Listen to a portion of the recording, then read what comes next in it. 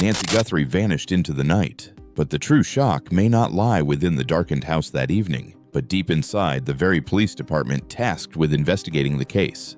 As old files are reopened, chilling secrets begin to surface: a controversial disciplinary past, discrepancies in the records, and critical early hours at the scene that may have been handled with unbelievable negligence. If these details are true, then the Nancy Guthrie case may have taken a far more terrifying turn, because now the question is no longer just where Nancy went, but rather, was the truth lost within the very walls sworn to protect it? Chapter 1. The Night the House Went Blind. There are cases that begin with a clamor, a loud noise, a frantic phone call, or a panicked witness bolting into the street at midnight. But the disappearance of Nancy Guthrie began with silence.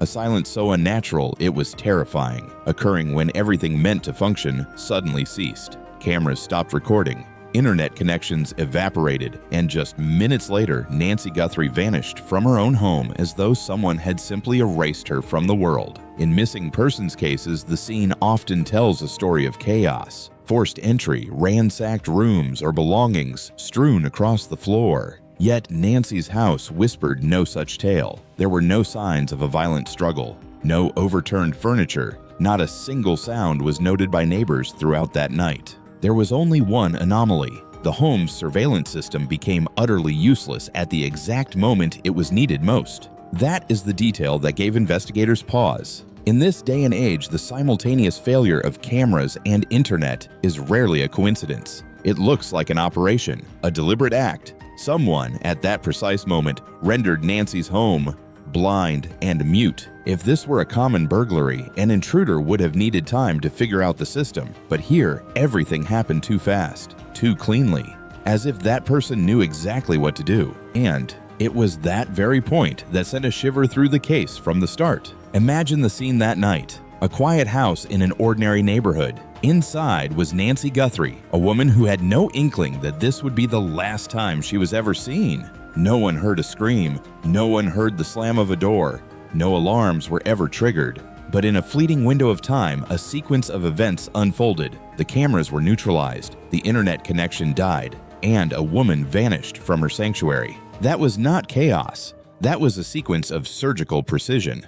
The first question any investigator would ask is, who could have moved that fast? Not everyone knows how to paralyze a home's security system. Not everyone understands how to sever a home's internet without drawing immediate attention. And certainly, very few possess the cold composure to execute all of this in a matter of minutes. This leads to a haunting possibility. Perhaps that person knew this house long before that night. Perhaps that person had been watching. Perhaps that person had been waiting. Investigators often say that the most frightening cases are not those born of impulse. The most terrifying ones are those long in the making, when the perpetrator knows the exact moment, the exact location, and the exact way to vanish without a trace. If that holds true for Nancy, then the night she disappeared might not have been the beginning of the story. It might have been the culmination of days or weeks of surveillance. Someone could have been studying Nancy's routines, knowing when she returned home, knowing when the street was at its quietest, knowing when no one was looking, and, most importantly, knowing how to make the house go blind and mute during those few decisive minutes. Some believe this could have been a lucky intruder, but seasoned investigators rarely believe in such coincidences because too many things happened at the exact right time. The cameras stopped, the internet vanished, and Nancy Guthrie was never seen again. In the investigative files, there is a chilling observation from someone veteran to missing persons cases. When technology suddenly fails at the exact moment a crime occurs, it is rarely an accident. That sentence haunts many involved in the investigation, because if someone truly took the initiative to extinguish the home's electronic eyes, they didn't just want to get inside, they wanted to ensure that no one and nothing could witness what happened next. That changes the entire perspective of the case. This no longer looks like a burglary gone wrong. It doesn't look like a panicked intruder. Everything bears the hallmark of preparation. And when a disappearance shows signs of premeditation, the story usually becomes much darker, because then the victim was not a random target. The victim was chosen. The more they scrutinized the files, the more the investigators felt something was fundamentally wrong. Cases like this usually leave at least one glaring trace. A door left ajar, an item taken, something left behind. But in Nancy's home, those signs were agonizingly faint. The only certainty was that she had been there, and then she was gone.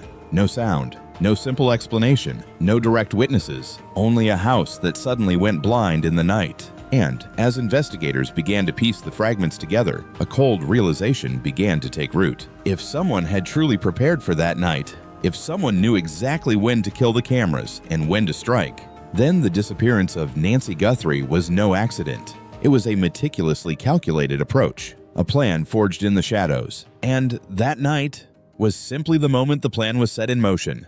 Chapter 2.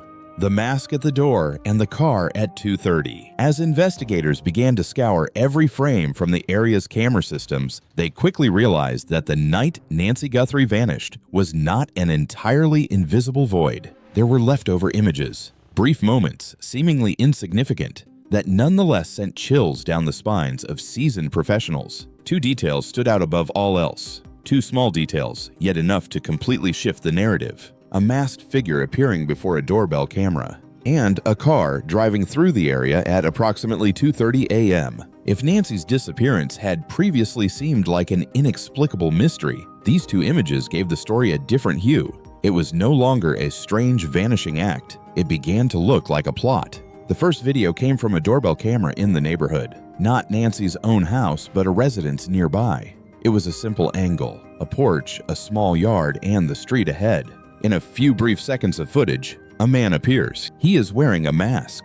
Not a common medical mask, but something that obscured almost his entire face. No expression could be discerned, no identity recognized, only the silhouette of a human being standing in the dim glow of the porch light. What was striking was not just the mask itself, but the way the man acted. He didn't walk past like a normal person in a hurry. He stopped. He stood still for several seconds, and he turned his gaze directly toward the camera. To a casual observer, it might have been a random moment, but to investigators who have watched thousands of hours of security footage, that behavior carried a different weight. It looked like someone surveying his environment, like someone confirming something. Video analysts in the investigation noted that the act of stopping was significant. A person merely passing by doesn't usually linger like that, but someone scouting an area does. In many stalking cases, the perpetrator takes the time to understand the surroundings before acting. They stand in positions that seem harmless, watching windows, watching lights, watching to see who is still awake. From that perspective, the masked man in the video may not have been passing through. He might have been checking the timing, checking if the neighborhood was quiet enough, checking if anyone was watching, and, most importantly, checking if the moment was right to act. But the masked man was only half the story. The other half lay in another video from a security camera recording the road near Nancy's home. This footage was captured at approximately 2:30 a.m. This is the hour when most residential neighborhoods are plunged into deep sleep. Streetlights reflect off cold, damp asphalt. No traffic, no pedestrians. And then, a car appears. The vehicle isn't speeding. It doesn't stop for long. It simply glides through the frame for a few seconds before vanishing from sight. At first glance, it is an ordinary image, but when placed in the context of a disappearance, everything changes. 2:30 a.m., a car appearing near the very spot where Nancy Guthrie vanished. That timing forced investigators to ask a litany of questions. Who did that car belong to? It could have been a late-night driver just passing through. But in cases like this, coincidences are rarely seen as simple. A vehicle appearing at the exact moment a neighborhood is at its stillest is always noteworthy. Three possibilities were raised during the investigation. The first, it was the suspect's vehicle. If so, the car may have been the means of approaching the area. Someone drove near the scene, exited the vehicle, committed the act, then returned and disappeared into the night. The second, it was a support vehicle. In well-prepared plans, there are sometimes multiple participants. One person directly approaches the target, while another waits in the car to ensure a swift retreat. But there was a third possibility that made many investigators even more uneasy. That car could have been the means of leaving the scene. If Nancy Guthrie was taken from her home that night, the car appearing at 2:30 a.m. might have been the vessel used to spirit her away. A fleeting moment on camera, a car gliding through the darkness. But sometimes, in cases like this, those flickering images are the only traces of an entire conspiracy. As the investigation deepened, more accounts from local residents began to surface. Some claimed they had seen strangers lingering around the neighborhood in the weeks leading up to Nancy's disappearance. These weren't overt confrontations, just unfamiliar silhouettes passing by, cars they didn't recognize, faces they had never seen before. In the flow of normal life, such details are ignored, but when a disappearance occurs, every memory becomes vital. If those accounts are true, then the night Nancy vanished was not the beginning. It was the result of prolonged surveillance, a silent ambush. Someone could have spent days, even weeks, learning this neighborhood, understanding the habits of its residents, knowing when people went to sleep, knowing when the streets were deserted. And if that is the truth, then the video of the masked man might have been just one part of the plan. There is also another theory, one that sounds like a detective novel but is entirely possible in reality. Perhaps there was more than one person involved. The man standing before the doorbell camera might have been just one piece of the puzzle, someone appearing in a visible spot, while the person actually committing the act moved through a blind spot in the camera system. While all attention was fixed on the image of the mask, the true perpetrator could have passed through where no lens could record them. If that theory holds, then the image of the masked man was not a mistake. It might have been a lure, a distraction, and if so, the car appearing at 2:30 a.m. might be the only piece of evidence that the plan accidentally exposed. A car driving through the dark, a video only seconds long. But sometimes it is those brief moments that prove what happened the night Nancy Guthrie vanished was no accident. It looked like a plan prepared in advance. And in that plan, the masked man and the car at 2:30 a.m. might only be two fleeting shadows of a much larger truth. A truth still hidden in the dark.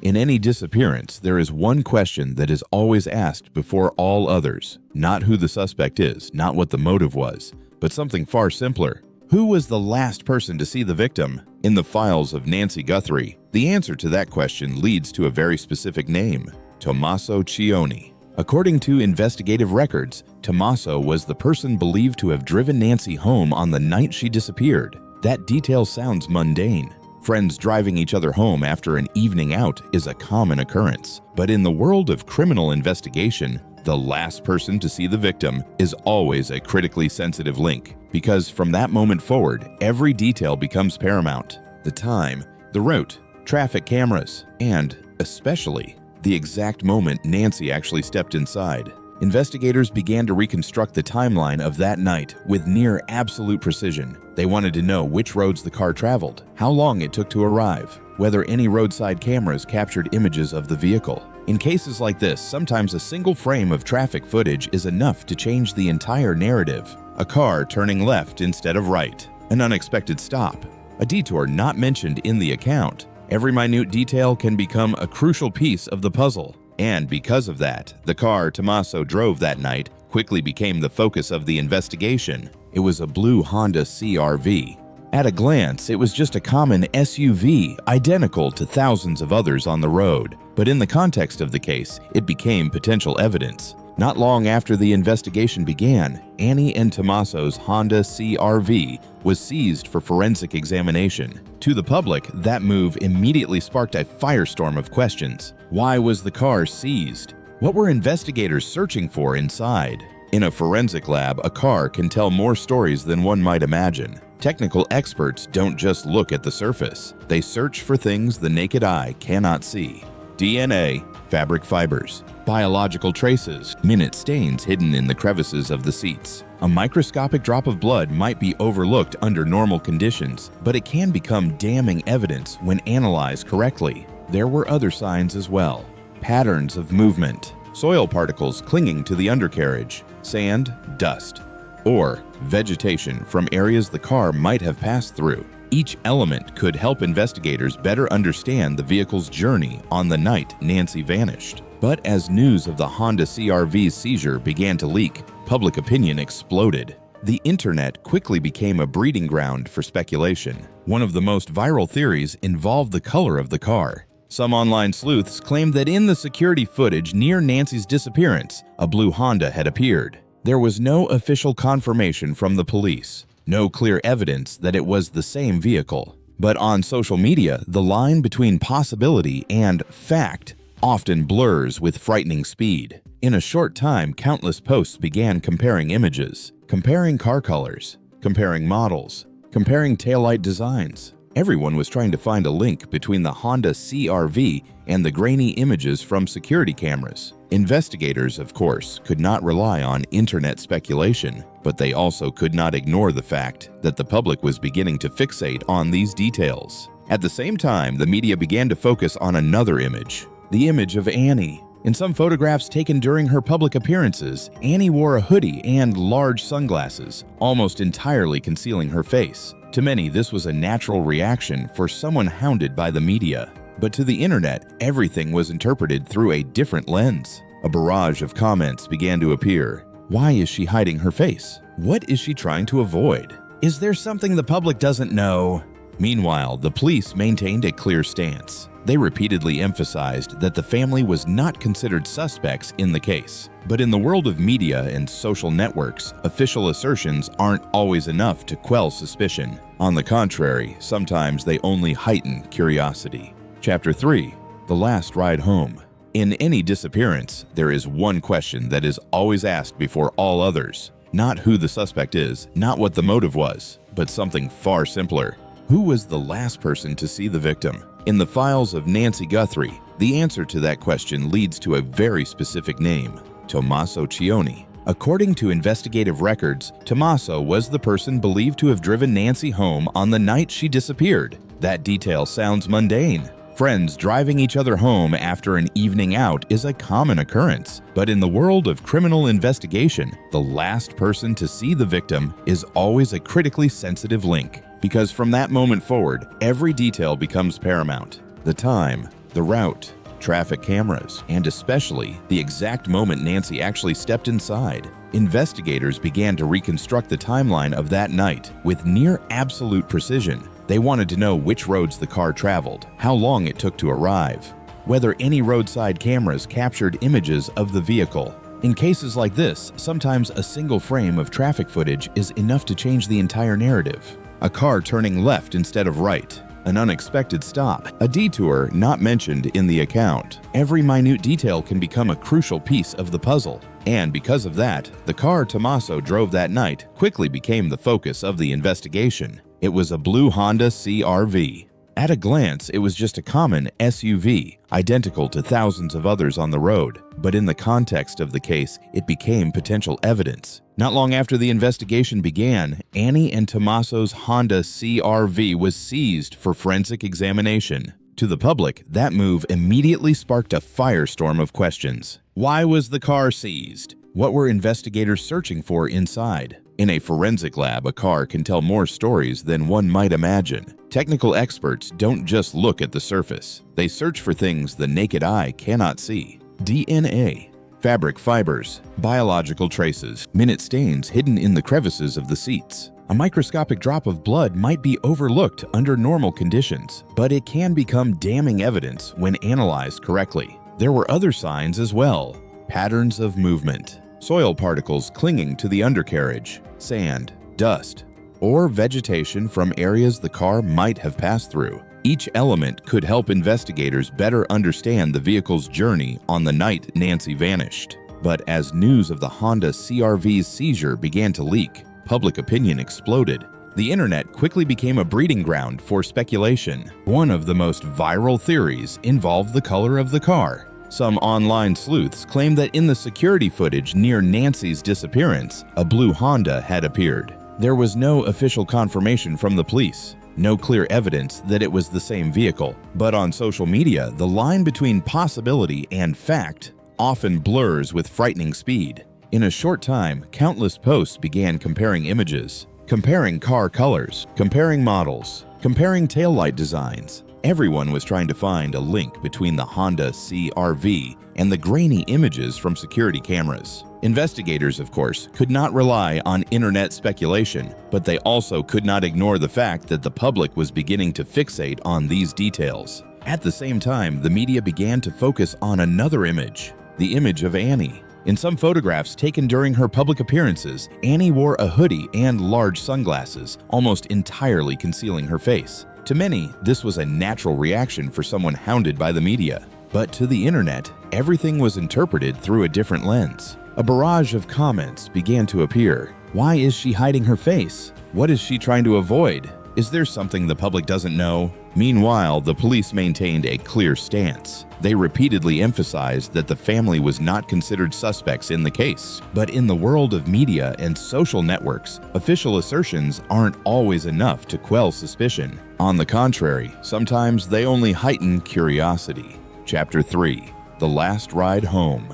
Investigators understood that pressure all too well. In many high-profile cases, the public demands immediate answers. But true investigation rarely moves that quickly. Samples must be analyzed, data must be cross-referenced, statements must be verified, and throughout that process, the blue Honda CR-V remained in the forensic lab, where every centimeter was being meticulously scrutinized. In the investigative files, the car was not evidence of guilt. It was merely a link in the chain of events leading to the night Nancy Guthrie disappeared. But it was that very link that gave investigators much to ponder. Because if Tommaso truly was the last person to drive Nancy home, then that car was the last place she was ever seen. The moment the car door opened, the moment Nancy stepped out, the moment she walked into her home, all of those things lay on the boundary between what was known and what remained a question. In many cases, the perpetrator is a total stranger, a shadow from the outside stepping into the victim's life. But sometimes, the most terrifying cases don't start with a stranger. They start with the people who were in the story from the very beginning. And in complex investigative files like Nancy Guthrie's, investigators always remember a simple but cold principle. Sometimes the most frightening thing isn't the person standing outside the door. It's the last person everyone thought had already left the story. Chapter 4: 40,000 Tips. One missing truth. In most missing persons cases, investigators are forced to operate in a vacuum of information. No witnesses, no clues, no data. But the Nancy Guthrie case evolved in the absolute opposite direction. Instead of a scarcity of information, the investigation was swiftly submerged under a colossal deluge of data. Thousands of calls, thousands of emails, thousands of accounts from people convinced they had witnessed something vital. In a short span of time, the FBI received over 40,000 tips from across the nation. Information poured in from local residents, television news viewers, strangers in distant states, and even individuals with no connection whatsoever to the area where Nancy vanished. Every tip had to be logged. Every tip had to be scrutinized. This is the mandatory protocol for any major investigation. Because sometimes a seemingly insignificant detail can become the key that unlocks the entire case. However, when the volume of information exceeds a certain threshold, everything becomes agonizingly complex. It wasn't just tips. Investigators had to process a gargantuan amount of video footage, cameras from private homes, traffic cameras, security feeds from shops and gas stations in the vicinity. In total, they had to review approximately 10,000 hours of video. Imagine that figure in reality. If one person were to watch continuously without a single break, it would take more than a year to finish the footage. And in every single frame, investigators searched for one thing, anything that could relate to Nancy Guthrie: a suspicious vehicle, a pedestrian in the dead of night, a silhouette standing on a street corner. Details that seem meaningless suddenly gained gravity when placed in the proper context. Yet the deeper they dug, the more the investigation fell into a phenomenon common in high-profile cases: false leads. One of the first instances occurred when a delivery driver in the area was detained for questioning. Information spread like wildfire. Many believed the police had found their suspect. Social media immediately erupted with speculation. But after a thorough investigation, the driver was exonerated and released. No evidence, no direct connection. Just a man who happened to be in the wrong place at the wrong time. A lead that seemed paramount, only to culminate in a dead end. Shortly after, another event sent shockwaves through the public. A SWAT team executed a search warrant on a home near the Rio Rico area. Images of police cruisers, armed agents, and specialized tactical vehicles quickly saturated the media. Many believed this was the breakthrough. Some news outlets even began discussing the possibility of an imminent arrest. But when the search concluded, the results left everyone stunned. No arrests were made, no announcements of significant evidence. Once again, the investigation seemed to slide back to point zero. Then came another event, even more bizarre. A man in California sent a message to Nancy's family claiming he knew exactly where she was. He demanded a ransom paid in Bitcoin. That message immediately ignited hope that Nancy was still alive, but that hope was short-lived. Investigators quickly determined it was a cruel hoax. The man had no real information. He was merely exploiting a family's desperation for financial gain. Upon his arrest, he was prosecuted for extortion. Once again, a lead that promised much dissolved into nothingness. And as more of these leads appeared, investigators realized a disturbing truth. An excess of information can sometimes be more dangerous than none at all. Because when tens of thousands of clues emerge simultaneously, the overarching picture becomes distorted by noise. It is like trying to find one small, authentic puzzle piece in a room filled with thousands of fakes. Every tip must be checked. Every video must be watched. Every story must be verified. And throughout that process, time, the most precious commodity, continues to slip away. A haunting question began to surface in the minds of many investigators. Out of those tens of thousands of pieces of information, how many were true?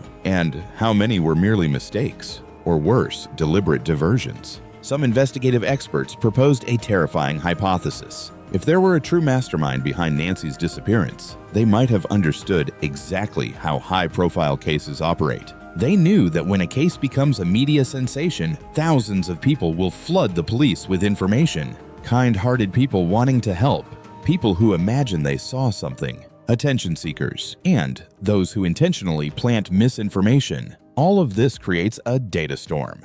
A storm massive enough to obscure the genuine tracks. If the perpetrator were clever enough, they wouldn't even need to do anything further. They could simply let the media and the internet do the rest. Thousands of tips, thousands of theories, thousands of different investigative paths. In that labyrinth, the truth can be buried alive. And that is the terrifying paradox of famous cases. The more people watch, the more information appears. But the more information there is, the harder the truth is to see. One investigator noted in an internal file, a case can be killed by the sheer volume of its own information, not for a lack of clues, but because of too many false ones. As the Nancy Guthrie investigation dragged on, the ultimate question was no longer just where Nancy was. A larger, more ominous question loomed. Among the tens of thousands of entries in the FBI's files, is there one small detail, one genuine clue, currently buried under a mountain of false data? If so, then the truth about the night Nancy vanished might have been right in front of everyone all along.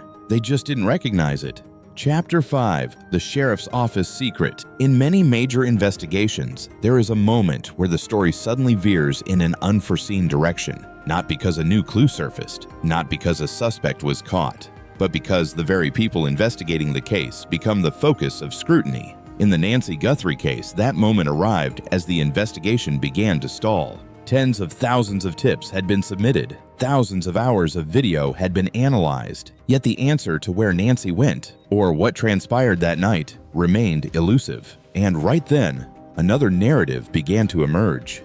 A story that didn't take place on the streets or in camera footage, but inside the sheriff's office itself, the very agency leading the charge. The head of that agency was Chris Nanos. Initially, this name only appeared in press conferences. He was the face of the investigation, providing updates and reassuring the public that the case was progressing. But then, a series of old files began to be unearthed. Documents from Chris Nanos' past during his tenure in El Paso. And when those records were made public, the reaction was one of pure shock. According to disciplinary documents from that era, Nanos' career had been marred by controversy.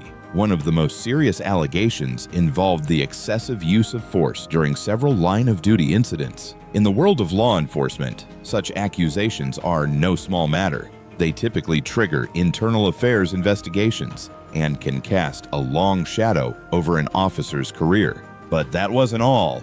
The records also cited gambling while off-duty, behavior deemed incompatible with the police code of conduct. There were also smaller, yet telling, infractions. For instance, the misuse of a police siren in non-emergency situations, or frequent tardiness, which in the high-precision environment of law enforcement is viewed as a breach of discipline. All of these issues ultimately culminated in a severe disciplinary action. Chris Nanos was once suspended without pay for 37 days. For a police officer, that is a devastating penalty. But the story didn't end there. According to records from that time, his career in El Paso ended on a dissonant note. Nanos was reportedly faced with a grim choice: resign or be terminated. Ultimately, he left the force. For many years, this story was all but forgotten. But as the Nancy Guthrie case became one of the most watched investigations in the region, that past suddenly roared back to life. Simultaneously, another controversy erupted. Observers began comparing Nanos's public resume with official records from El Paso. They discovered that the length of service listed on his public profile appeared to be approximately 2 years longer than what was officially recorded. This immediately sparked intense debate. The sheriff's office was quick to offer an explanation. According to them, the discrepancy was merely a typographical error. But in the context of the Nancy Guthrie investigation, where every detail was being scrutinized under a microscope, that explanation was insufficient to quell the rising tide of doubt. And, at that precise moment, a barrage of other criticisms began to surface, this time directly concerning the handling of Nancy's case. Several journalists and independent investigative experts argued that statements from the sheriff's office were often inconsistent. Across different press conferences, certain details regarding the timeline and the circumstances of the case seemed to shift. They weren't massive changes, but they were enough to make people question the narrative. Furthermore, there were complaints regarding the initial protection of the crime scene. According to several sources, the area surrounding Nancy's home in the critical early hours after her disappearance was not as tightly controlled as it should have been for such a serious case. Reports suggested that reporters, neighbors, and even delivery personnel still had access to the area during that window. In a criminal investigation, those first few hours at the scene are considered sacred. It is the time when investigators hunt for traces, collect evidence, and record every detail before it can be altered or lost. If a scene is not strictly cordoned off, a terrifying problem can arise. Tracks can be erased, evidence can be contaminated, or worse, it can be removed entirely without anyone noticing. These questions created a profound sense of unease in the public consciousness. Because if the investigation was struggling not due to a lack of clues, but due to systemic failures in the initial response, then the story becomes far more alarming. In detective novels, we often think of mysterious villains outside the door, shadows lurking in the night. But sometimes the most frightening element isn't at the crime scene. It is within the very system trying to find the truth. If faith in the leader of the investigation begins to crumble, everything surrounding the case is called into question. What did the investigators miss in those first few hours? What traces have vanished forever? What evidence was destroyed before it could be gathered? These questions don't just add to the mystery of Nancy Guthrie's case. They create a deeper, more visceral fear that the most terrifying secret in this story might not lie with the masked man. It might not lie with the car at 2:30 a.m. It might lie within the very institution that holds the reins of the investigation. If that is true, then the ultimate question is no longer just where Nancy Guthrie went. It is a different, much colder question. Is this case lacking clues? Or is it lacking a system reliable enough to protect those clues from the very beginning? Chapter 6, the 3 theories that make this case truly terrifying. After months of investigation, tens of thousands of tips, thousands of hours of video, and countless hypotheses, the disappearance of Nancy Guthrie remains without a clear resolution. No official suspects, no conclusive evidence, no complete narrative that can explain everything that transpired that night. Yet, as investigators look back at the totality of the facts, 3 major theories have crystallized. 3 different ways to piece together the fragmented remains of the truth. And the frightening part is that all 3 contain details that send a shiver down the spine. The first theory is considered by many experts to be the most disturbing: a professional kidnapping. Proponents of this theory point to a chain of signs that are impossible to ignore. On the night Nancy vanished, the home's camera system was neutralized. The internet connection was severed at the exact critical moment. Everything happened with surgical speed, leaving almost no sign of chaos.